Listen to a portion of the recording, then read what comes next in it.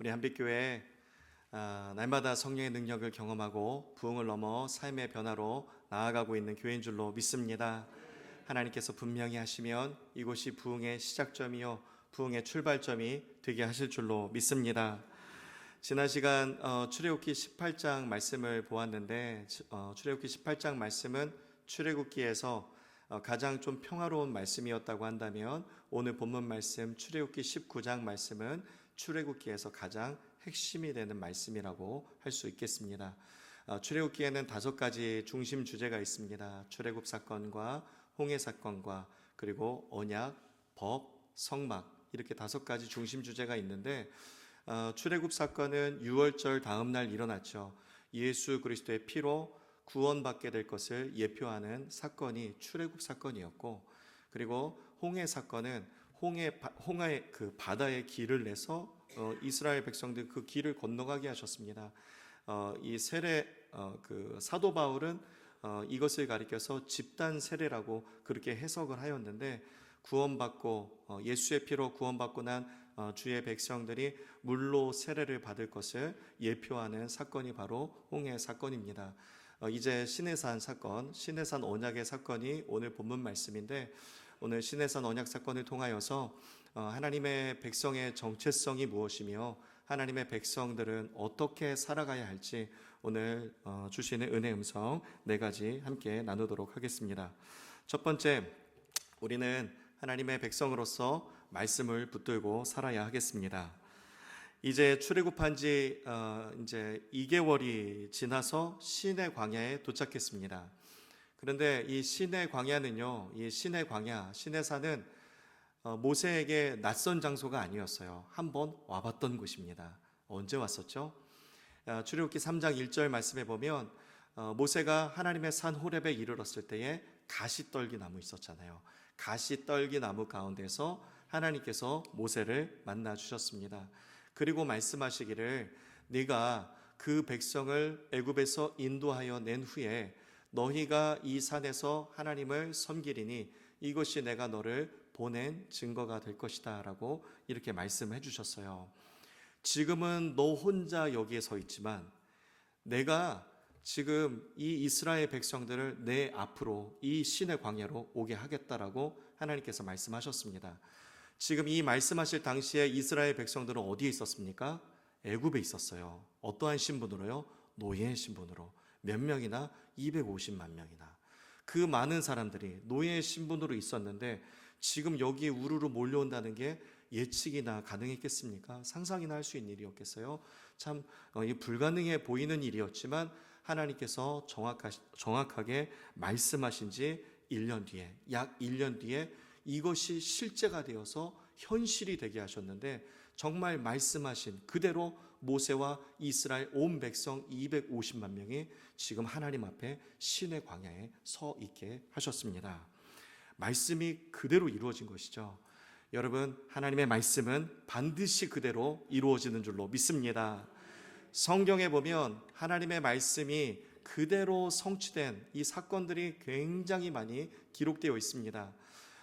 이 이스라엘 백성들이 출애굽하게 된 시기도 그냥 어느 때에 우연히 하게 된 것 같지만 아니에요. 하나님께서 일찍이 아브라함을 불러서 말씀하실 때에 여호와께서 아브라함에게 이르시되 너는 반드시 알아라.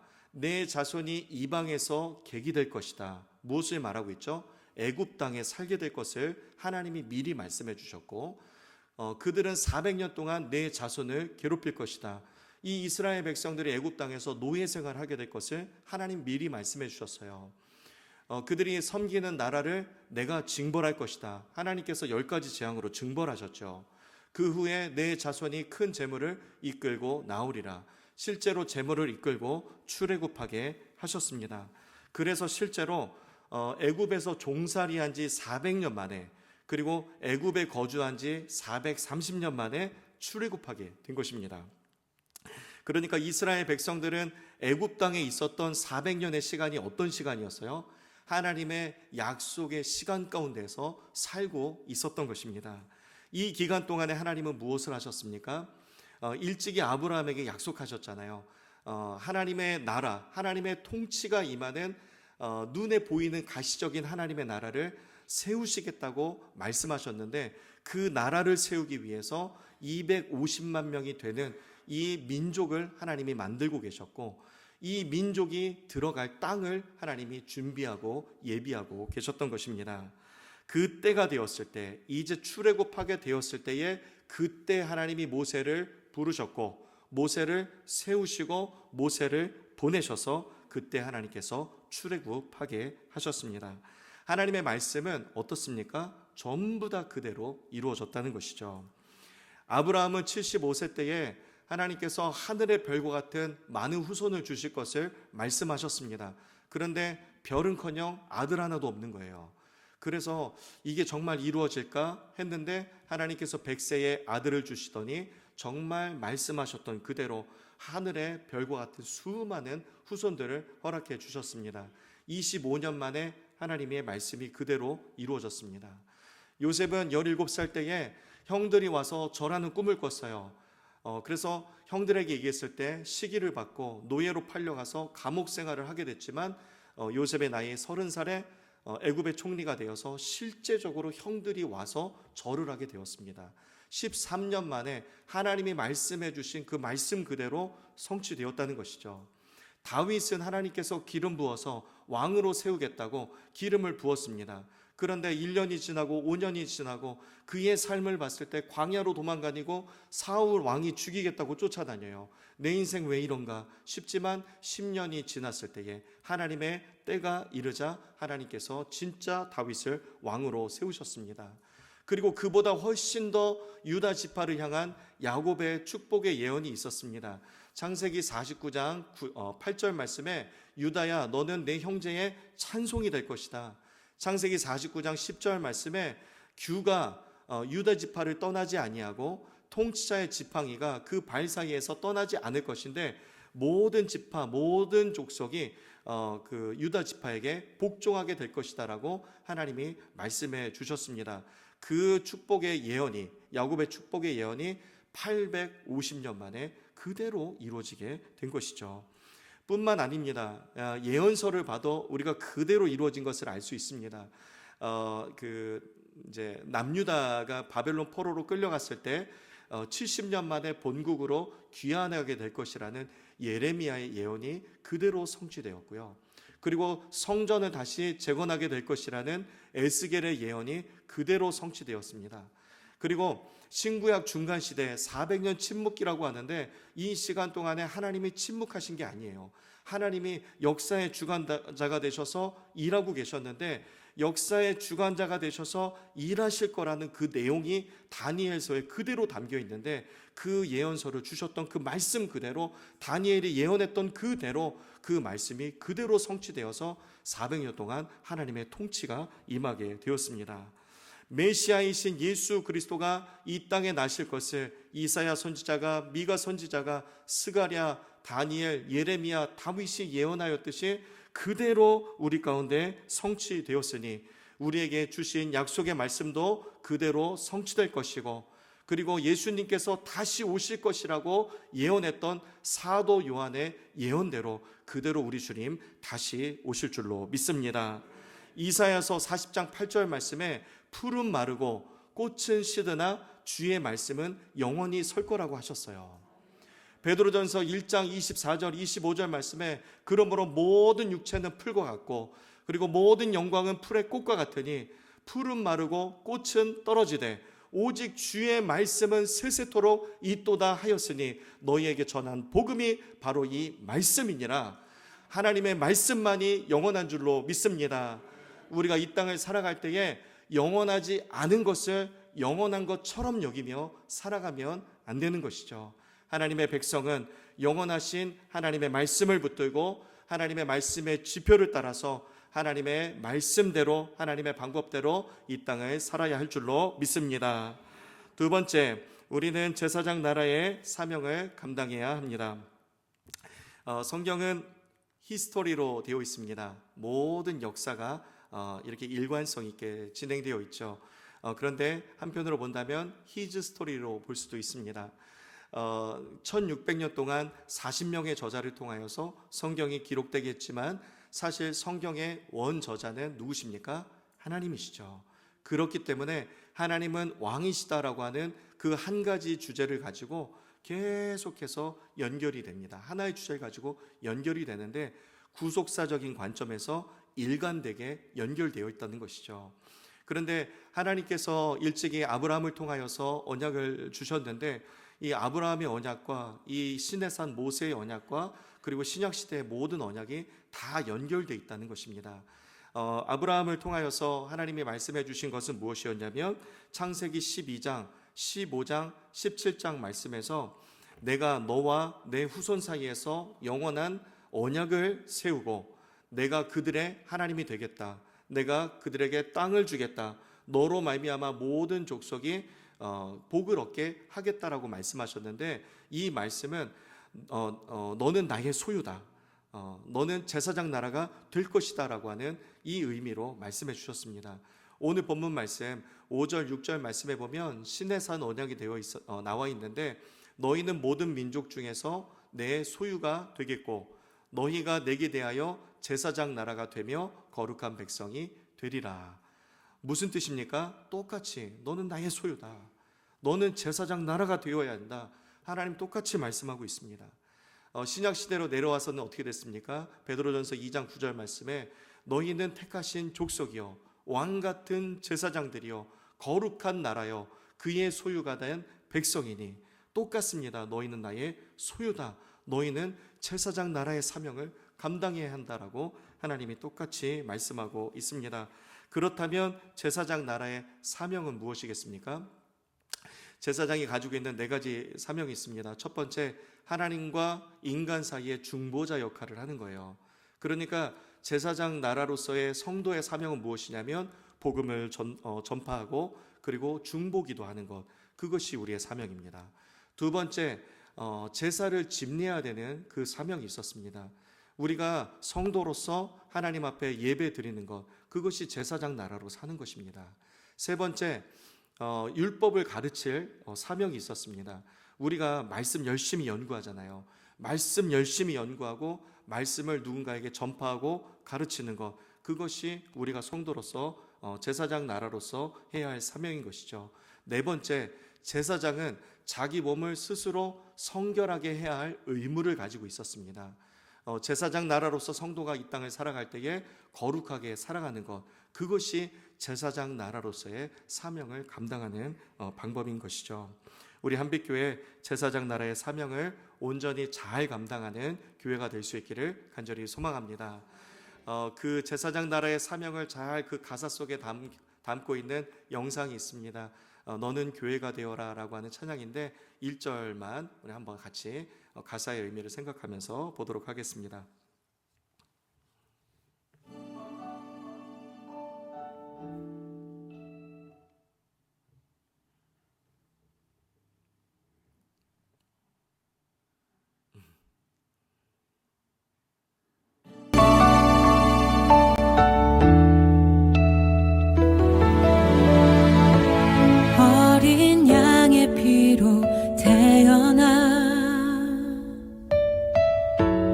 예수의 심장으로 숨쉬며 생명의 말씀으로 자라나 너는 존귀한 주님의 몸 그분의 마음과 시선으로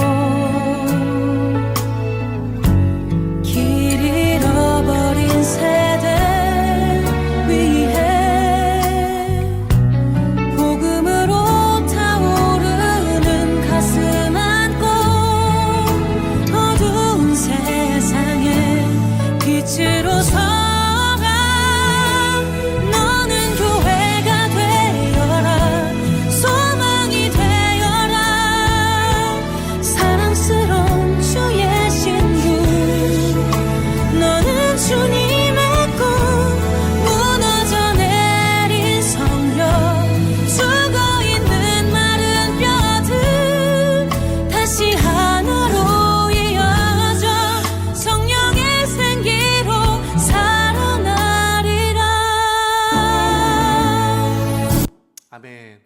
이 땅의 모든 교회들은 세상 나라 가운데 하나님 나라의 복을 세우고 둘로 나뉘어진 것을 하나로 연결시켜서 이어주고 그리고 성령의 생기로 다시 살아나게 해야 하는 사명을 가지고 있는 줄로 믿습니다. 우리가 영적으로 비실비실하면 살려낼 수가 없죠. 우리는 날마다 그래서 성령 충만해야 하는 것입니다. 길을 잃어버린 이 세대 가운데 오직 예수만이 길이요 진리요 생명 되심을 이 어두운 가운데 빛으로 증거할 수 있는 우리 한빛의 모든 귀한 성도님들 다 되시기를 주님의 이름으로 축복합니다. 우리 옆에 분 바라보면서 함께 인사하겠습니다. 얼굴 한번 보시면 빛처럼 빛나시죠? 우리는 빛입니다. 함께 인사하겠습니다. 우리는 빛입니다. 우리 한 번 더 인사하겠습니다. 우리는 소망입니다. 우리는 소망입니다. 아멘. 우리가 빛이고 소망인 줄로 믿습니다. 세 번째, 우리는 순종의 결단과 성결로 살아야 한다는 것입니다. 하나님께서 모세에게 3일 뒤에 시내산에서 만나 주실 것을, 시내산에 직접 강림하실 것을 말씀해 주셨습니다. 이제 하나님을 만나기 위해서 두 가지를 준비해야 되는데 하나님께서 주신 이 시내산 언약에 그대로 따르기를 결단하는 것을 하나님이 요구하셨습니다. 아브라함 언약은요 무조건적인 언약이었어요. 하나님께서 그냥 언약을 베푸셨습니다. 그런데 이 시내산 언약은 조건 언약이에요. 내 언약을 지키면 너희가 내 소유가 되겠다, 이 말씀하신 것입니다. 이 말씀에 이스라엘 백성들은 어떻게 대답했습니까? 여호와께서 명령하신 대로 우리가 다 그대로 행하겠습니다. 다 그대로 준행하겠습니다.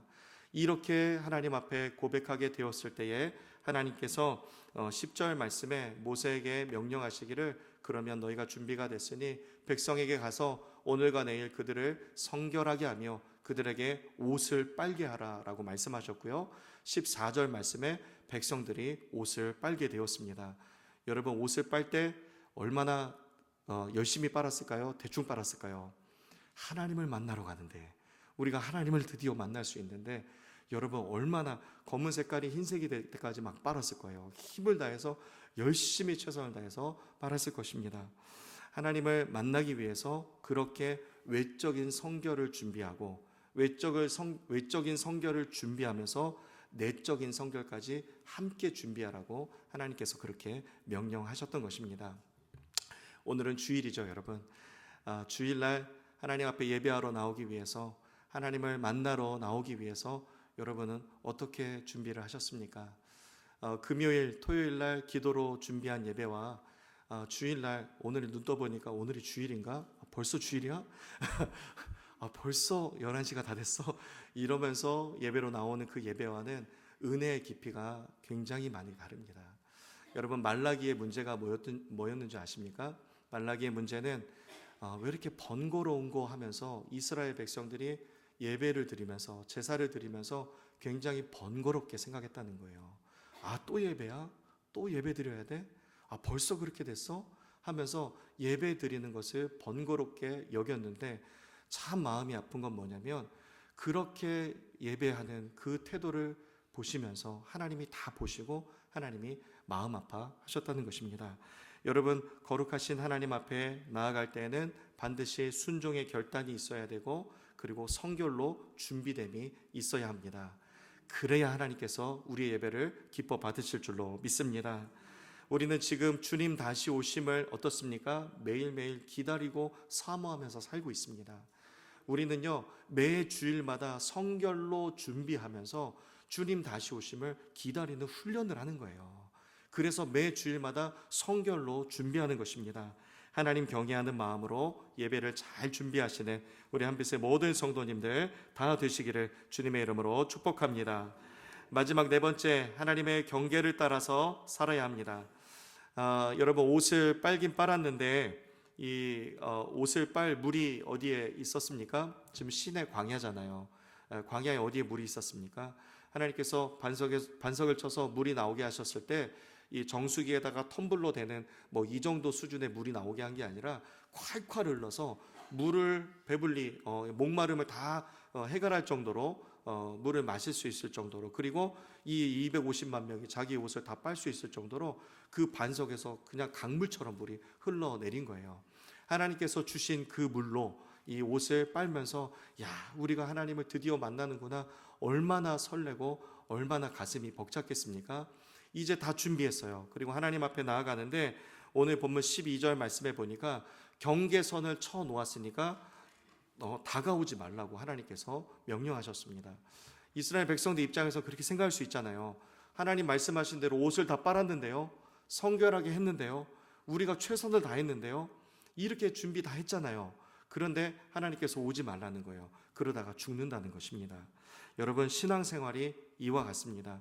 아무리 내가 준비를 잘했어도, 아무리 많은 것을 갖추고 있었어도, 아무리 그게 내 생각에 옳은 것 같아 보여도 하나님께서 경계선을 치시면 그 경계선을 지키는 것이, 그것이 바로 신앙생활입니다. 다윗을 보면 알 수가 있습니다. 다윗은 성전을 짓고자 하는 마음이 너무나도 많았어요. 성전을 짓고 싶은 마음들로 가득했습니다.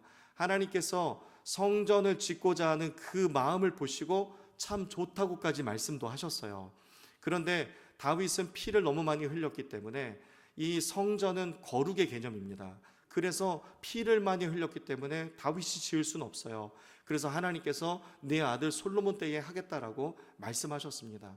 다윗은 어떻습니까? 성전을 짓고자 하는 마음이 있었고, 나쁜 일도 아니에요. 좋은 일이에요. 100사람을 붙잡고 물어봐도 100사람 다 좋은 일이라고 할 거예요. 다윗은 더군다나 왕입니다. 충분히 성전을 지을 힘도 있고 능력도 있어요. 언제든지 할 수 있어요. 준비가 다 돼 있습니다. 그런데 하나님께서 노하시자, 경계선을 딱 치시자 어떻게 했습니까? 그 즉시 아멘했다는 거예요. 하나님, 그 말씀에 순종하겠습니다라고 자신이 아무리 원했어도 그 즉시 내려놓고 아멘하게 되었다는 것입니다. 반면에 사무엘상 17장 말씀에 엘라 골짜기에서 하나님의 마음을 아는 사람들이 하나도 없었죠. 골리앗이 앞에서 떵떵거리고 있을 때 하나님은 이미 경계선을 활짝 열어놓으셨는데 자기들 스스로 경계선을 쳐버리고 그 누구도 나서고 있지 않았습니다. 그때 하나님의 경계선이 열려있는 것을 보고 믿음으로 보면서 하나님의 이름으로 나아간 사람이 있었는데 그 사람이 누구였죠? 다윗이었습니다. 골리앗을 무찔렀어요. 넘어뜨렸습니다. 다윗은 그렇게 하나님의 경계선에 맞게 철저하게 살았다는 것이죠. 여러분, 주님 말씀하시면 내가 나아가리다, 주님 뜻이 아니면 내가 멈춰서리다, 이 찬양 가만히 보니까 다윗의 찬양입니다. 다윗은 주님이 말씀하시면 내가 아무리 원하지 않아도, 안 될 것 같아 보여도 말씀하시면 아멘하고 순종하며 나갔고, 주님의 뜻이 아니면 내가 아무리 원해도 그것이 맞는 것 같아 보여도 하나님이 아니라고 하시면 그 즉시 아멘하며 멈춰 섰다는 것이죠. 다윗의 위대함이 여기에 있는 것입니다. 여러분, 하나님의 백성은 하나님을 경외하는 마음으로 하나님께서 정해놓으신 말씀의 경계선을 지키며 살아야 합니다. 말씀의 경계선을 여러분 지키며 살고 계십니까? 내 소견에 옳은 대로가 아니라, 우리 소견에 옳은 대로가 아니라, 내 뜻도 아니라, 우리의 뜻도 아니라 오직 하나님의 뜻만 우리 가운데 나타나야 할 줄로 믿습니다. 신앙생활이라고 하는 것은 내가 원하는 대로 하는 것이 아니라 하나님이 원하신 대로 하는 것이고, 하나님을 나에게 맞추어 가는 것이 아니라 내가 온전히 100% 하나님께 맞추어져 지는 것, 조율되는 것, 그것이 바로 신앙생활인 줄로 믿습니다. 내 뜻이 아니라 온전히 주님의 뜻대로 살아가시는 우리 한빛의 귀한 성도님들 다 되시기를 주님의 이름으로 축복합니다. 오늘 주신 말씀 붙들고 함께 기도하겠습니다. 이 땅에 교회에 주신 제사장 나라의 사명이 있는데, 하나님, 내가 성령 충만하여서 성령의 생기로 살려내는 사명 감당케 하여 주시고, 하나님 앞에 나올 때 그냥 나오지 않고 하나님 경외하는 마음으로 순종의 결단과 선결로 나와서 예배할 수 있도록 주님 붙들어 주시옵소서. 오늘 주신 말씀 가운데 성령께서 마음에 부딪혀서 주신 말씀 있으면 그 말씀 붙들고 이 시간 3분 정도 함께 통성으로 기도하겠습니다. 사랑의 주 하나님, 감사합니다. 하나님, 우리를 제사장 나라로 하나님 삼아 주셨습니다. 하나님, 그저 영향력 없는 비실거리는 그런 사람들이 아니라 하나님의 소유가 되었고, 하나님께서 제사장 나라로 우리를 불러주셨습니다. 하나님, 그에 합당하게 하나님 아버지 복음 전파와 중보 기도의 사명을 잘 감당하며 하나님 앞에 예배자로서 먼저 주님 앞에 정직한 예배자로 서게 하여 주시고 성실한 예배자로 서게 하여 주시옵소서. 하나님 말씀을 연구하고 가르치고 전파하는 것이 우리의 사명인 줄로 믿습니다. 하나님 함께하여 주시옵소서. 하나님 아버지 이 땅을 거룩하고 성결하게 살아가는 것, 하나님 그것이 제사장 나라의 부르심에 합당하게 살아가는 것인 줄로 믿사오니 하나님 아버지 오늘 신의 산 언약이 하나님 우리의 언약이 되게 하여 주시고 베드로 2장 9절의 말씀이 오늘 내 말씀이 되게 하여 주셔서 하나님 이 땅에 그냥 아무런 영향력 없이 살아가는 삶이 아니라 하나님 제사장 나라의 직분에 하나님 거룩한 제사장, 왕같은 제사장, 거룩한 나라로 하나님 우리를 불러 세워주셨사오니 하나님 그 사명 넉넉히 감당할 수 있는 우리 한빛교회가 될 수 있도록 주님 인도하여 주시옵소서. 하나님 앞에 나온다고 하면서 하나님을 만날 준비를 하면서 하나님 아버지 우리의 마음과 마음을 씻지 못하고 하나님 앞에 나올 때가 너무나도 많았고 하나님 예배를 번거롭게 여길 때도 너무나도 많았음을 주님 앞에 회개하며 고백합니다. 주님 용서하여 주시옵소서. 하나님 아버지 말라기의 문제가 이 시대의 문제가 될 텐데 하나님 아버지 우리 한빛교회 하나님 그 문제를 답습하는 것이 아니라 오히려 깨더 기도하는 가운데 하나님의 마음을 시원케 해드리며 하나님 앞에 온전한 예배 드릴 수 있는 이 땅의 온전한 예배자가 다 될 수 있도록 주님 인도하여 주옵소서. 우리 한빛교회 예배 잘 드리는 교회 되게 하여 주시고 하나님 앞에 엎드려 순복하는 교회 되게 하시고 우리 한빛교회 모든 리더들은 하나님 앞에 철저히 엎드려 무릎으로 사명을 감당하는 것이 하나님 딱딱한 무릎이 하나님 우리의 자랑이 되게 하여 주시옵소서. 오직 십자가 예수 그리스도가 하나님 우리의 자랑이 되게 하여 주시고 하나님 아버지 우리는 그저 십자가 뒤로 다 감추어 주시사 하나님 아버지 십자가 뒤로 감추어졌을 때에 그 안에서 주시는 엄청난 은혜와 엄청난 평안을 누리며 살아갈 수 있도록 하나님 인도하여 주시옵소서. 하나님의 말씀을 따라 법서를 따라 살아가기를 원하오니 하나님의 말씀의 경계선을 따라 살아갈 수 있게 하여 주시고 하나님 따라 살아갈 믿음을 허락하여 주시옵소서. 다윗과 같은 믿음으로 하나님 말씀하시면 가고 하나님이 원하시지 아니하시면 언제든지 멈춰설 수 있는 하나님 아버지 든든한 신앙을 갖게 하여 주시옵소서. 아버지 하나님 우리 한빛교회 모든 성도님들 하나님 아버지 다윗과 같은 믿음으로 서게 하여 주시옵소서.